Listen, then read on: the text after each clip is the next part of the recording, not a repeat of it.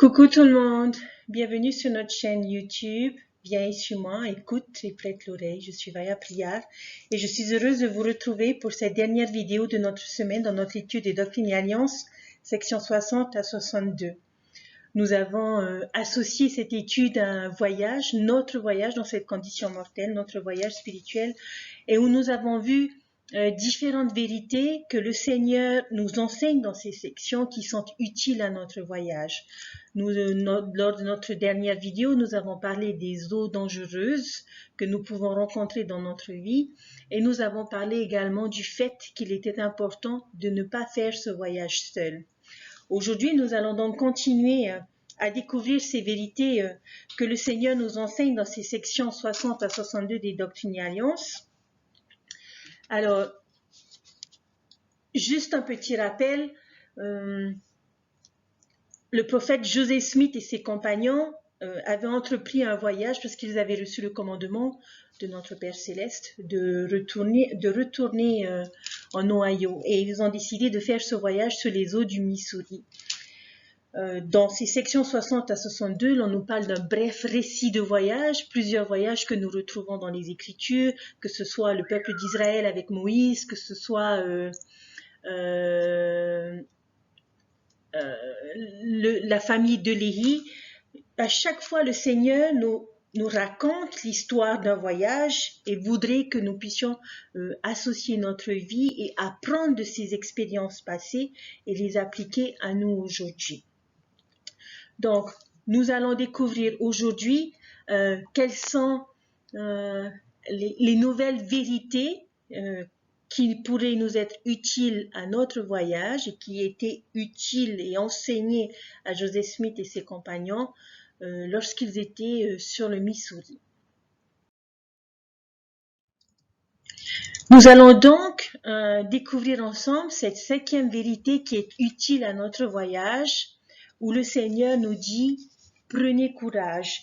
Et nous trouvons cela dans la section 61 des Doctrines et Alliances, notamment dans le verset 36, lorsqu'il dit « Je vous le dis, et ce que je dis à l'un, je le dis à tous, prenez courage, petit enfant ». Dans ce voyage que nous entreprenons dans notre condition mortelle, le Seigneur voudrait que nous abordions ce voyage avec courage. Il est important que nous éprouvions de la joie dans notre voyage, quelles que soient les difficultés et les tribulations que nous pouvons rencontrer. Même si nous rencontrons des dangers, des persécutions, chers frères et sœurs, la joie est quand même possible. Un des enseignements importants sur la question que j'ai eu l'occasion de voir cette semaine a été donné par l'apôtre Joseph P. Rithling, apôtre décédé aujourd'hui, et qui s'est adressé à nous à une conférence générale et qui nous a enseigné sur la meilleure façon de réagir face à l'adversité et que cela peut être un facteur essentiel pour notre bonheur et pour notre réussite. Et dans son message de la conférence, il avait relaté une expérience qu'il avait eue avec sa mère et face à une difficulté devant laquelle il se trouvait, sa mère lui a dit « Joseph, prends les choses comme elles viennent et aime-les ». C'est un enseignement qui m'a beaucoup marqué parce que je ne sais pas personnellement si ce serait facile pour moi d'appliquer ce conseil dans ma vie, mais c'est ce que l'apôtre Joseph P. Rithling s'est efforcé de faire tout au long de sa vie. En dépit de l'adversité, les personnes qui sont les plus heureuses sont celles qui ont l'art de tirer des leçons des moments difficiles et qui deviennent avec l'expérience beaucoup plus fortes et beaucoup plus sages. Alors, la question que nous pouvons nous poser, c'est comment nous pouvons aimer des jours qui sont remplis de tristesse, qui sont remplis de déception. Je ne pense pas que ce soit faisable sur le moment même. C'est difficile de pouvoir apprécier ces jours où nous avons de l'adversité, des difficultés qui nous font verser des larmes.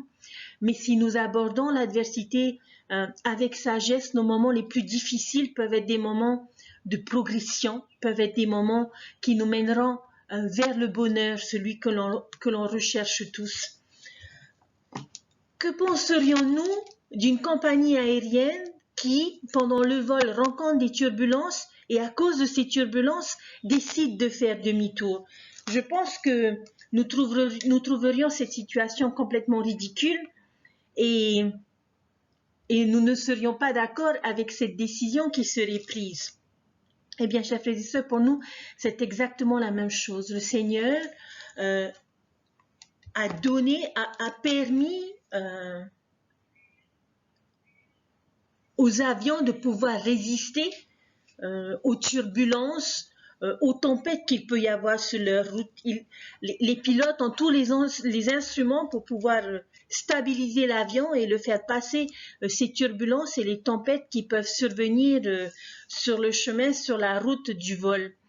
Pour nous, c'est exactement la même chose. Notre Père Céleste est celui qui nous a créés et qui nous connaît parfaitement et nous a donné les facultés et les instruments nécessaires que nous pourrions avoir besoin dans notre vie pour pouvoir traverser les turbulences de notre vie. Et chaque fois que nous ferons face aux turbulences, nous devons prendre notre courage à deux mains et continuer à avancer parce que, comme on dit, après la pluie vient le beau temps. Après l'adversité viendront les moments de joie et les moments de bonheur. Nous devons toujours, chers frères et sœurs, rechercher ce qui est éternel. Il nous arrivera peut-être parfois d'avoir le sentiment que le sort s'acharne sur nous. Nous nous demanderons souvent, mais pourquoi à moi? Pourquoi est-ce que ça m'arrive à moi? Mais cela, chers frères et sœurs, fait partie de notre voyage. Ce sont des moments qui peuvent être douloureux, ce sont des moments qui peuvent être tristes, mais qui font partie du voyage. Et nous devons apprendre à supporter ces moments difficiles qui font partie de nous, qui font partie de notre voyage et de notre apprentissage, parce que ces choses augmenteront notre compréhension et forgeront notre personnalité et augmenteront notre compassion envers les autres. Et c'est particulièrement dans ces moments difficiles que nous devons nous souvenir que nous avons un Sauveur et nous souvenir de tout ce qu'il a enduré pour nous. Et c'est ce qui nous amène à notre dernière vérité.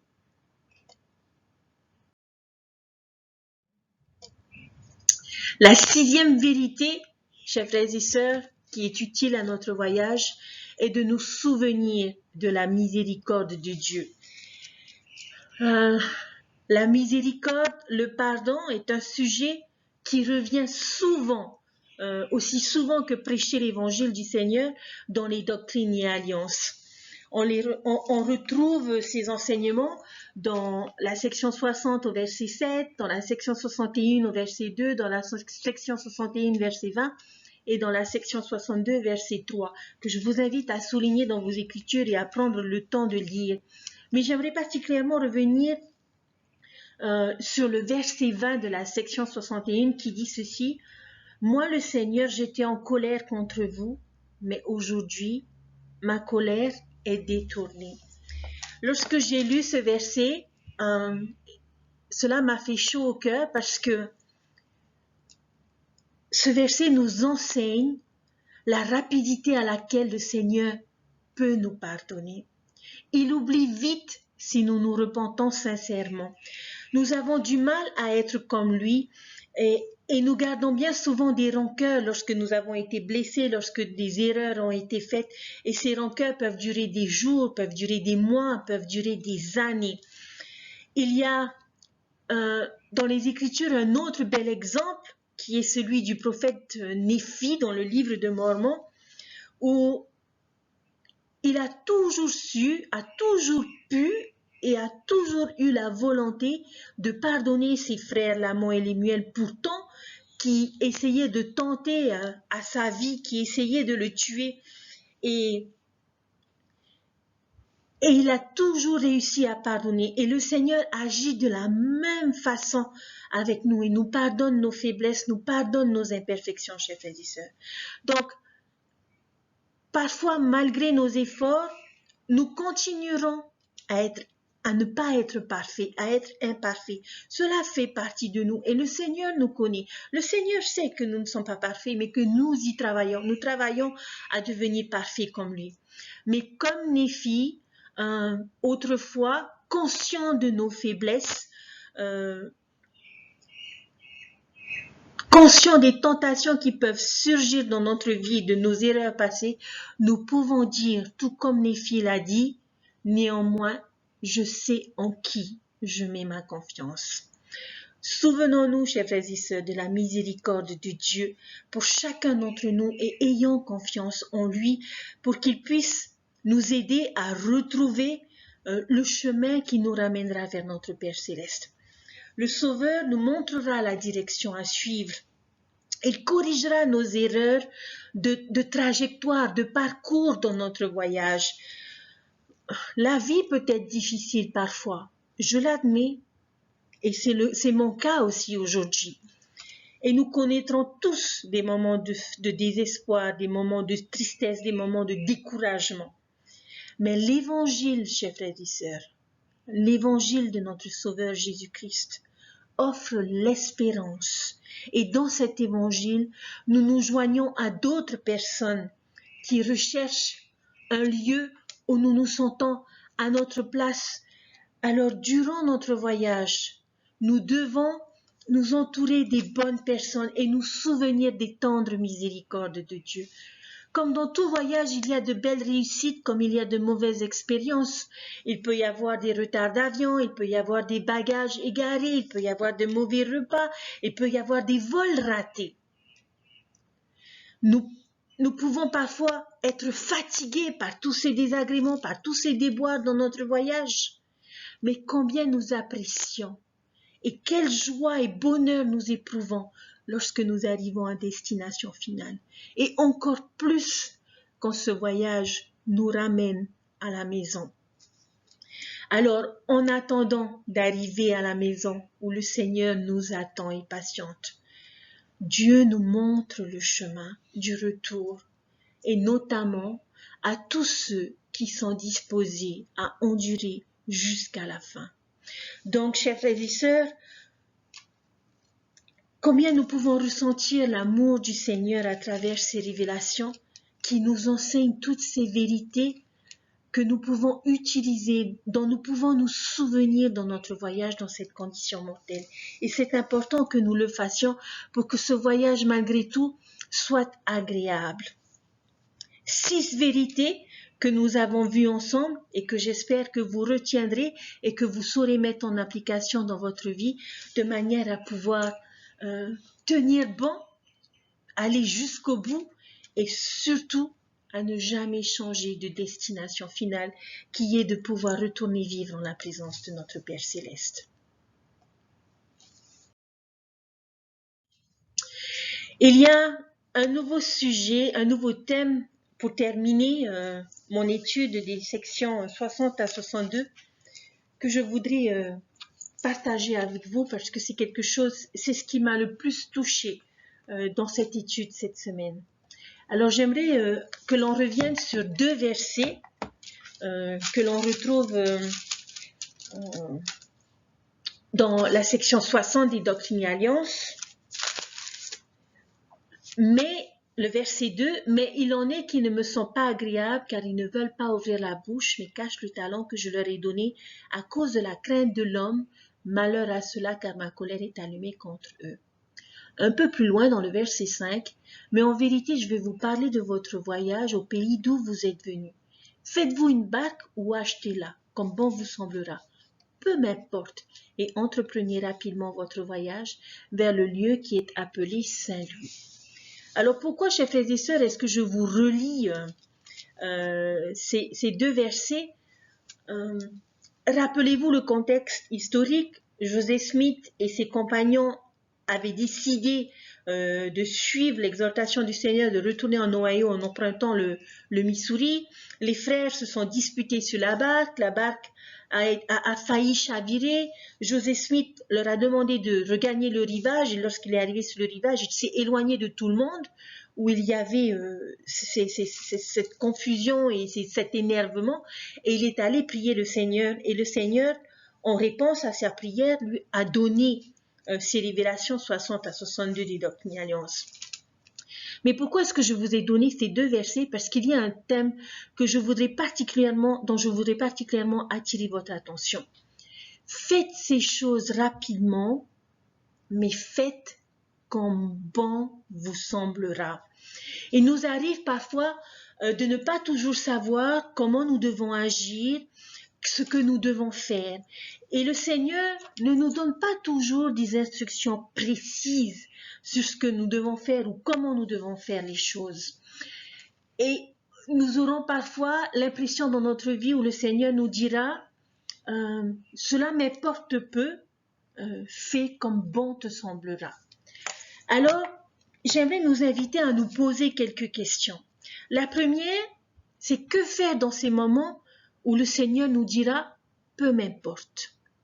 La deuxième, quelles sont les choses qui importent au Seigneur? Parce que je ne pense pas que le Seigneur dise « fais comme tu veux, ça m'est égal ». Non, je ne pense pas que ce soit le cas. Mais il y a quand même des choses qui importent au Seigneur et nous avons besoin de découvrir quelles sont ces choses qui importent. La troisième question que nous devrions nous poser, chers frères et sœurs, c'est sur quel conseil est-ce que nous devons nous reposer? Notamment dans le fait de choisir et d'agir.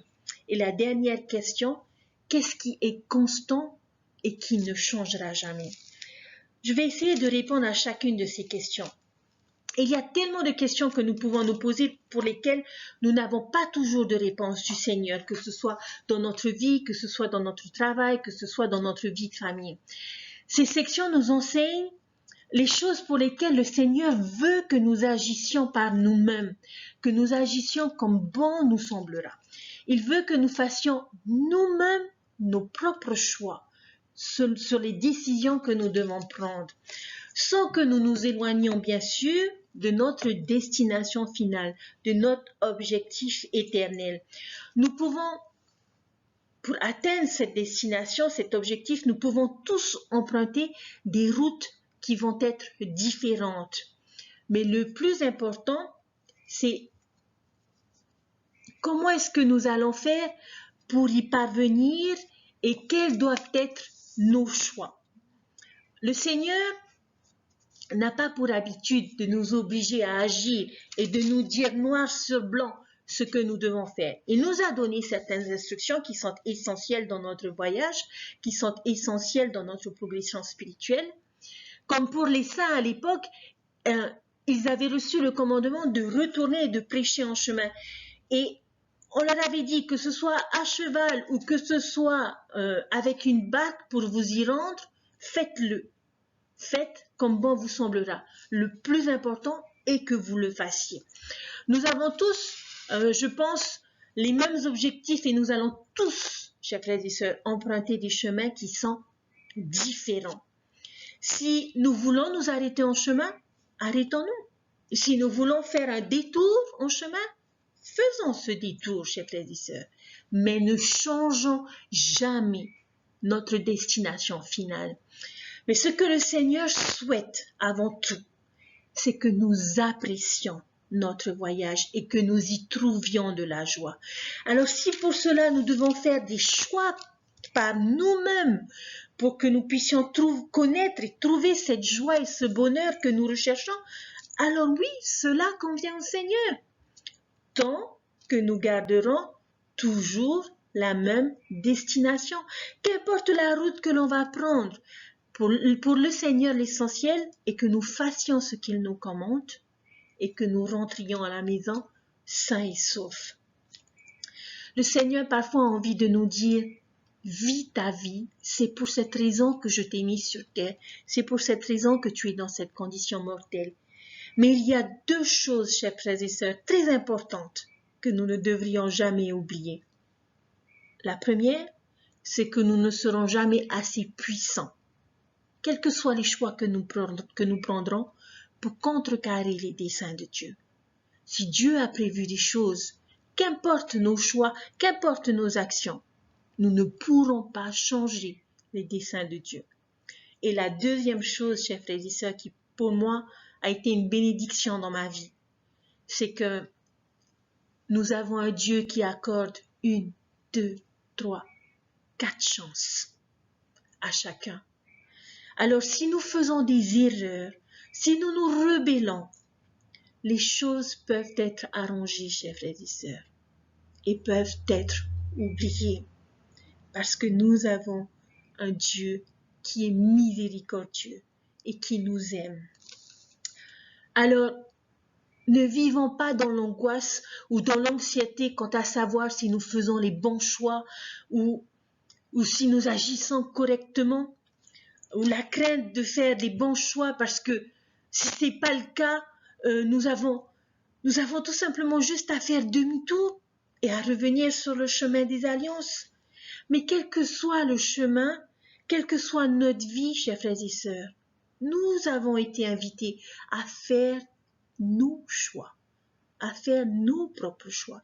Et c'est pour ça que pour le Seigneur, dans certaines circonstances, il nous dira « fais comme bon te semblera ».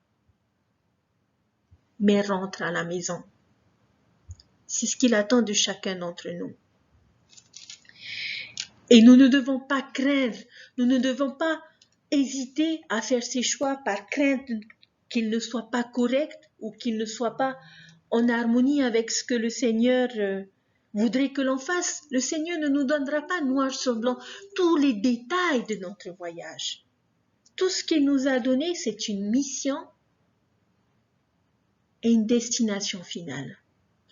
Tant que nous ferons ce qu'il nous demandera et tant que nous rentrerons à la maison, c'est ce qui lui importe le plus.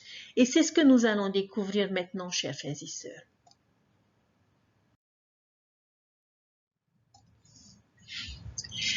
Quelles sont les choses qui importent au Seigneur? Nous allons aller dans nos Écritures, chers frères et sœurs, et nous allons aller dans un premier verset, qui est le verset dans la section 61 des Doctrines et Alliances, le verset 22, où le Seigneur dit ceci: « Et s'ils remplissent leur mission, peu m'importe dans quelque temps qu'ils voyagent par haut, par terre, que cela se fasse selon, que cela leur sera communiqué plus tard selon leur jugement. » Quelle est la première chose pour laquelle, la chose qui importe au Seigneur et qui nous est donnée dans ce verset, c'est « et s'ils remplissent leur mission ». Dieu attend de nous que nous répondions à son appel et que nous fassions ce qu'il nous a commandé de faire.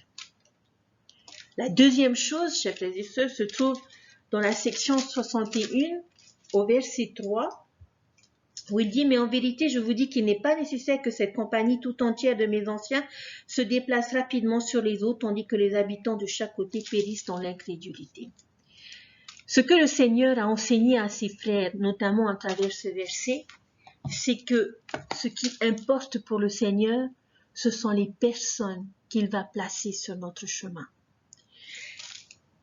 Il n'était pas content, il ne voulait pas que ses frères se pressent et ignorent toutes ces opportunités et ces personnes qui se trouvaient sur leur chemin. Ce n'est pas ce que le Seigneur attend de nous. Ce sont les personnes et les actions autour d'elles qui importent au Seigneur, chers frères et sœurs.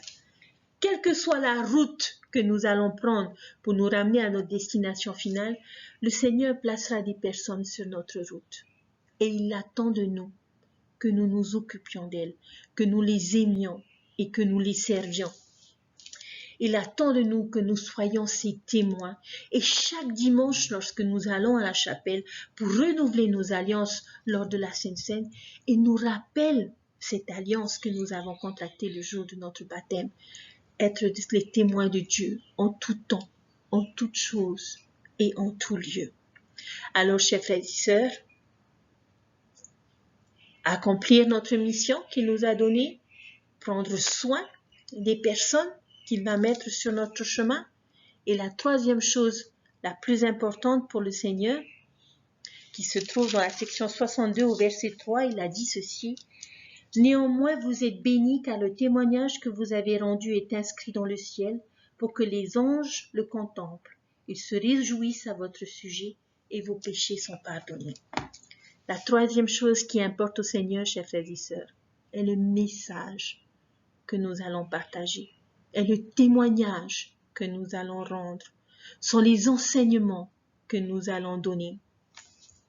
Notre mission, les personnes et le message que nous partageons. Parfois,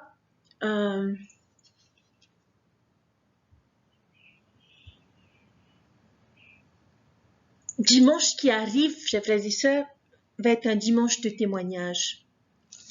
Et j'espère que nous nous lèverons et que nous irons rendre notre témoignage pour que, comme l'Écriture dit, que ce témoignage soit inscrit dans les cieux.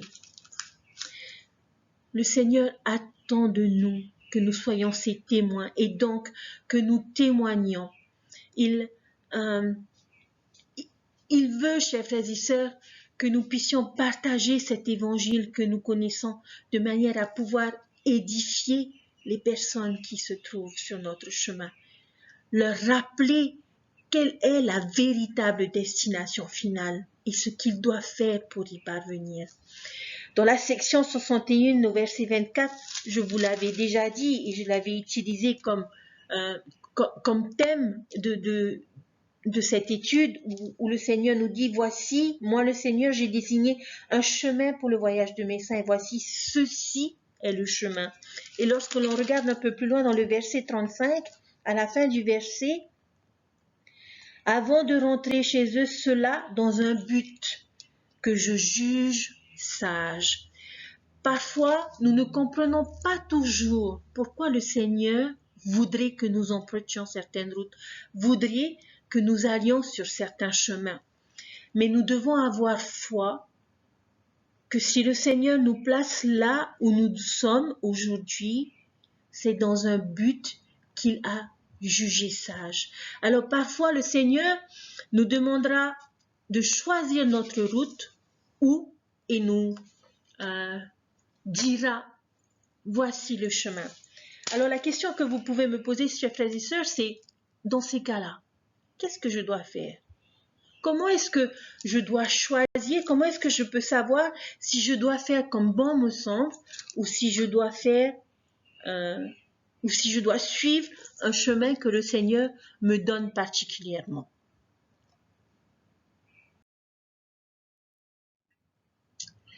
Alors nous allons découvrir ensemble quels conseils le Seigneur nous donne pour savoir ce que nous devons faire.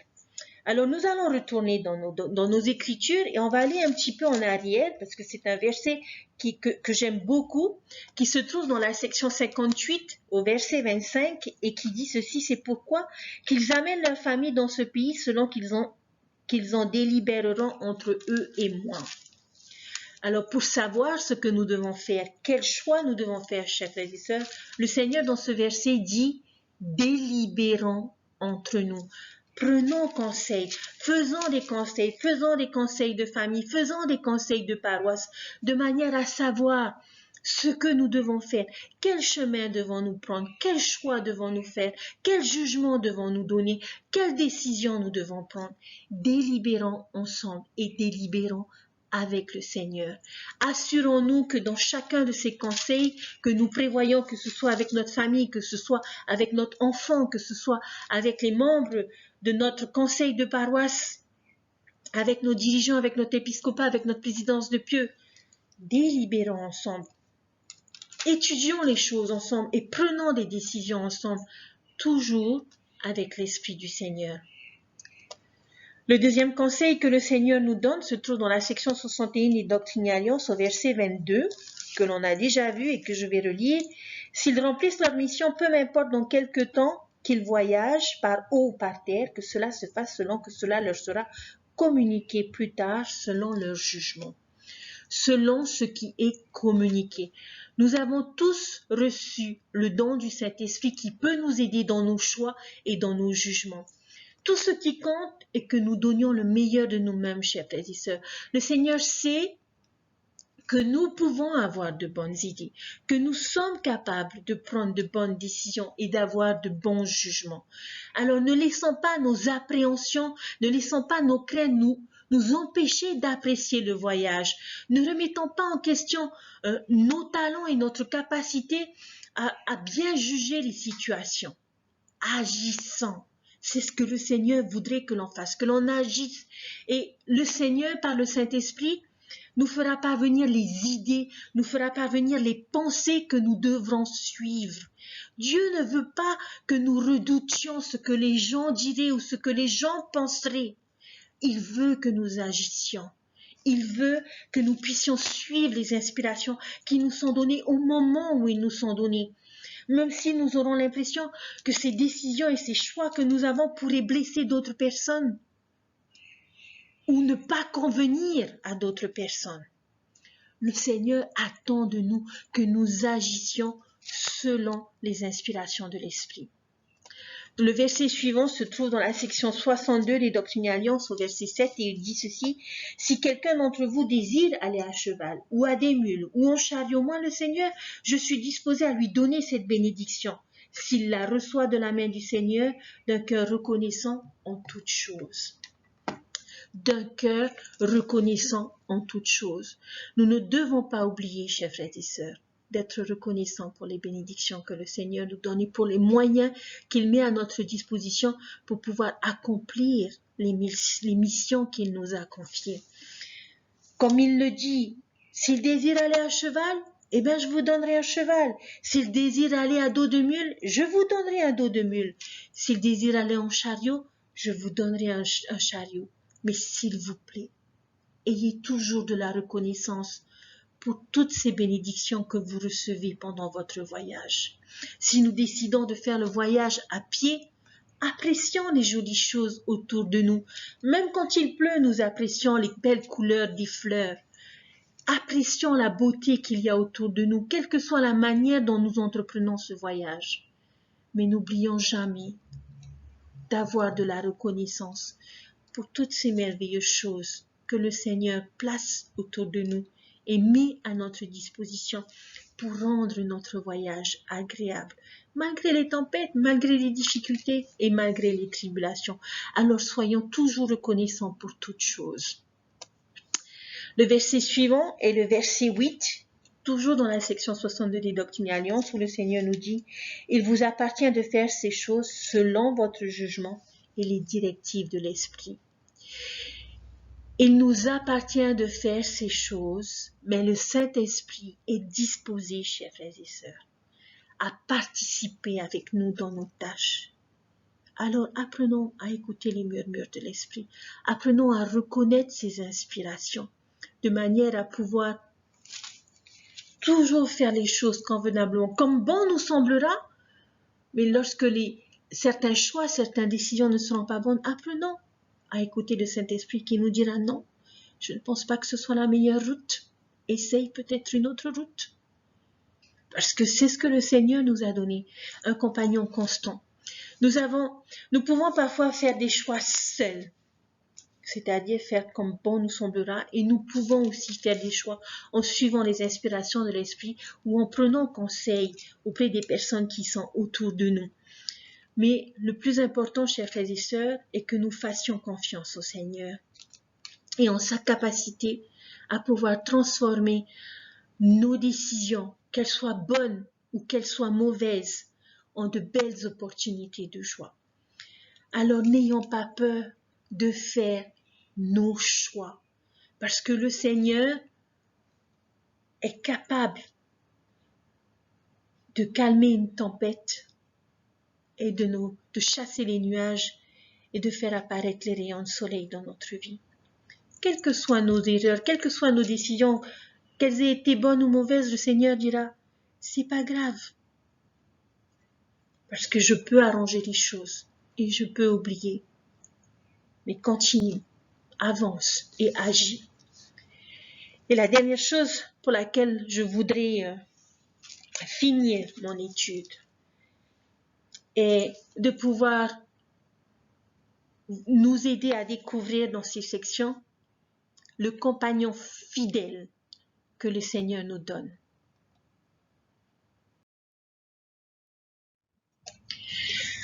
Alors, qui est ce compagnon fidèle et quels sont ses attributs?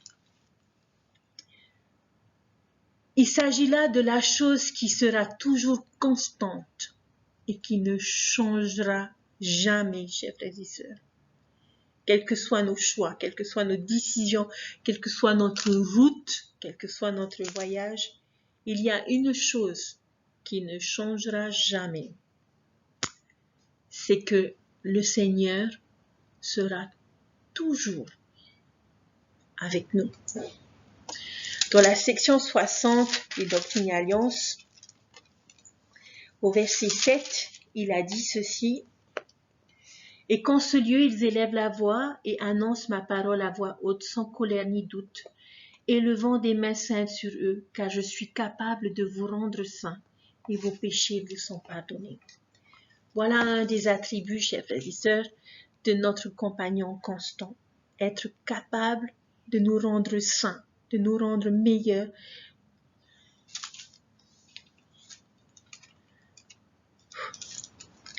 de nous aider à faire de meilleurs choix et de nous pardonner pour nos erreurs. Dans la section 61, les versets 1 à 3, voici ce qu'il est dit. « Voici, écoutez la voix de celui qui a tout pouvoir, qui est d'éternité en éternité, l'alpha et l'oméga, le commencement et la fin. Voici en vérité, ainsi vous dit le Seigneur, ô ancien de mon Église qui est assemblé en ce lieu, dont les péchés vous sont maintenant pardonnés, car moi, le Seigneur, je pardonne les péchés et je suis miséricordieux envers ceux qui confessent leurs péchés, le cœur humble. Mais en vérité, je vous dis qu'il n'est pas nécessaire que cette compagnie tout entière de mes anciens se déplace rapidement sur les eaux, tandis que les habitants de chaque côté périssent dans l'incrédulité. Je suis l'alpha et l'oméga, le commencement et la fin. Je sais quel est le début de ce voyage et je connais la fin de ce voyage. Et je peux pardonner et je suis miséricordieux.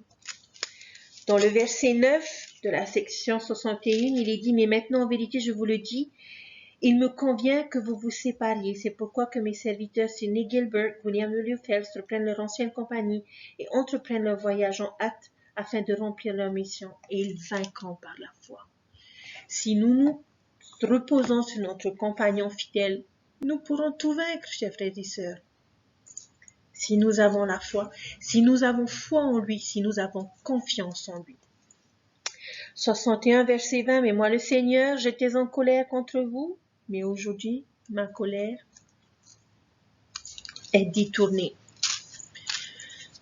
Je peux me fâcher avec toi pendant le voyage. Le Seigneur va se fâcher après nous. On va se disputer avec le Seigneur. Mais vous savez quoi? Demain est un autre jour et j'aurai déjà tout oublié et je ne vous abandonnerai pas. Voilà ce que le Seigneur nous dira. Même si nous allons le contrarier, le décevoir, chers frères et sœurs, il ne nous abandonnera jamais. Dans les versets 38 et 39, « Saignez-vous les reins, soyez vigilants et sérieux, attendant la venue du Fils de l'homme, car il vient à l'heure où vous n'y pensez pas. Priez toujours afin de ne pas entrer en tentation, afin de supporter le jour de sa venue, que ce soit dans la vie ou dans la mort. J'ai dit Amen. » Prions le Seigneur, recherchons à avoir sa compagnie constante et à l'avoir près de nous. Et le dernier verset, le verset 36, c'est « Maintenant, en vérité, je vous le dis, et ce que je dis à l'un et je le dis à l'autre, prenez courage, petits enfants, car je suis au milieu de vous et je ne vous ai pas abandonné. » J'aime beaucoup l'expression « petit enfant ». Cette expression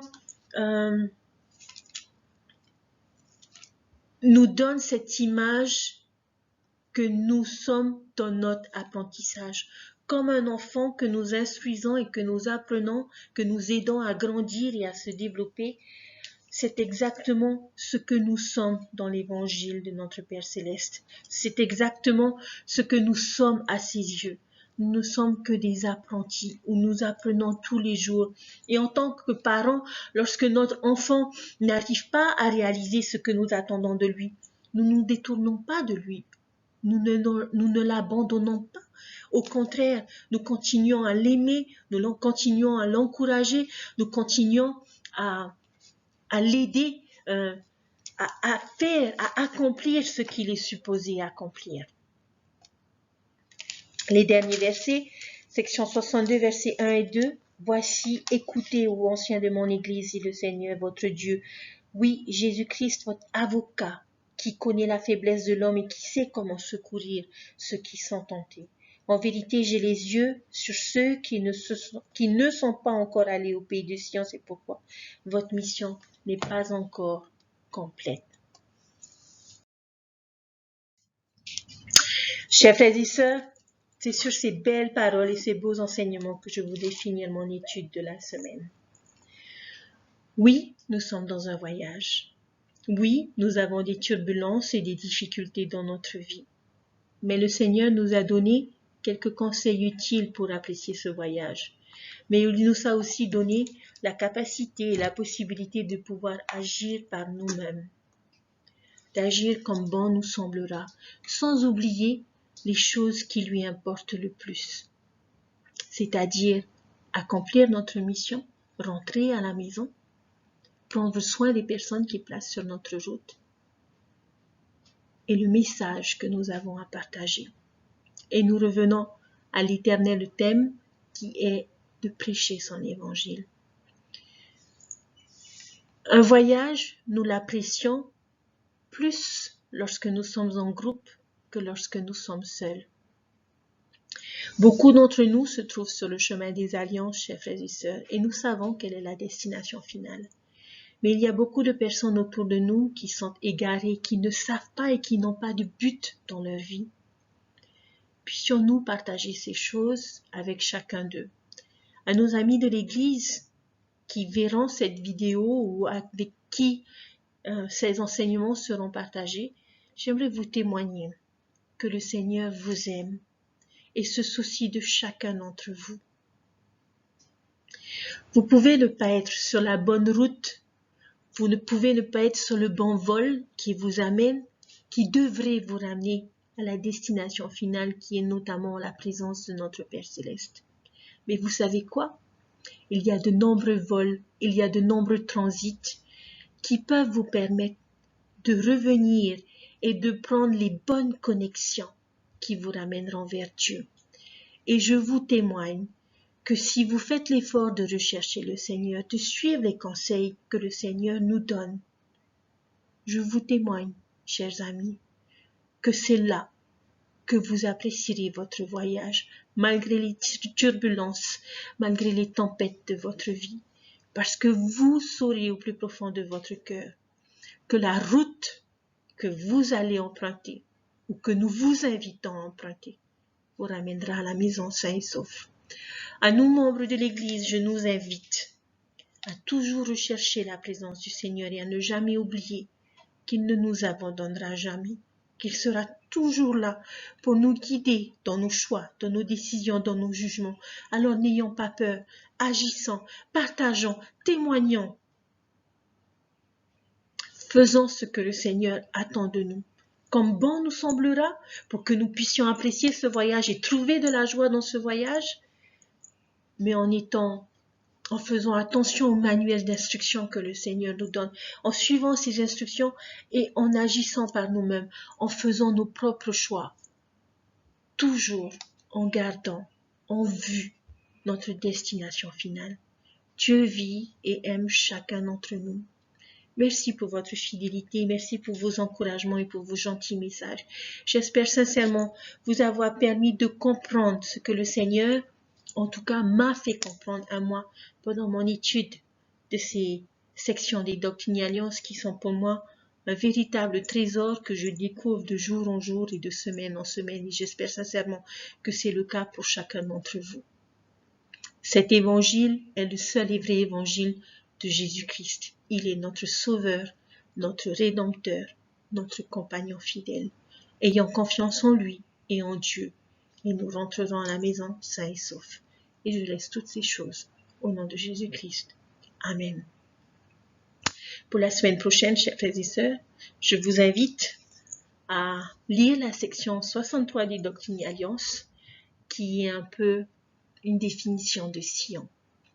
Donc, bonne fin de semaine, bonne étude, recherchez avec l'esprit ce que le Seigneur a à vous dire. Je vous invite à vous lever dimanche, à partager votre témoignage avec tous ceux qui seront présents, de manière à ce que ce dernier puisse être inscrit dans les cieux. Je vous dis à très bientôt. Bye!